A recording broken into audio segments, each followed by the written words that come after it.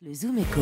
Le Zoom Éco avec Axel de Tarlet, expert économique d'Europe 1. Surprise, Axel, puisque hier Jean-Marc Ayrault a annoncé une baisse du coût du travail. Alors les temps changent et ce gouvernement est, semble-t-il, finalement très soucieux de la compétitivité de nos entreprises. Exactement, et il faut saluer cette ligne de conduite du gouvernement qui est décidé, vous l'avez dit, à baisser les charges des entreprises.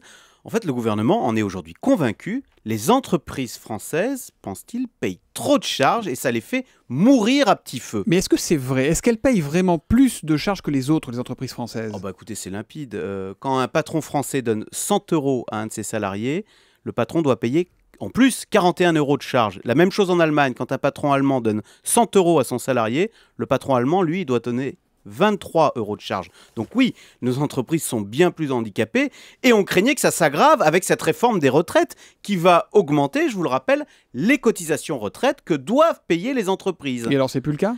Alors si, mais, et c'est ça la grande surprise d'hier, ça c'est toujours le vrai, mais en contrepartie, Jean-Marc Ayrault va baisser d'au moins autant, c'est-à-dire peut-être plus, les cotisations familiales, si bien qu'au final, le coût du travail va baisser en France.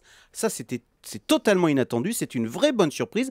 Et si on tient compte en plus du crédit d'impôt qui diminue les charges de 20 milliards d'euros, eh bien disons-le, ce gouvernement est très soucieux d'améliorer la compétitivité de nos entreprises. C'est une vraie volonté politique, une volonté politique nouvelle. Dans la foulée, Pierre Moscovici a d'ailleurs annoncé hier le lancement d'un PEA-PME, et ça va encore dans le même sens. Exactement, et c'est l'autre bonne surprise du jour, c'est que le gouvernement effectivement a annoncé la création d'une carotte fiscale pour ceux qui investissent dans les PME. Donc plutôt que de tout mettre dans son livret A, eh bien un particulier pourra maintenant investir une partie de ses économies dans des entreprises françaises de petite ou de moyenne taille. On pourra mettre jusqu'à 75 000 € dans les entreprises françaises sans être taxé sur les gains.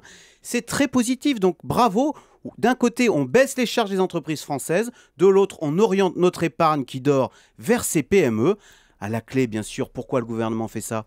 Eh bien, c'est la bataille de l'emploi qui se joue, parce que c'est une lapalissade de le rappeler, mais ce sont les entreprises qui embauchent et créent des emplois.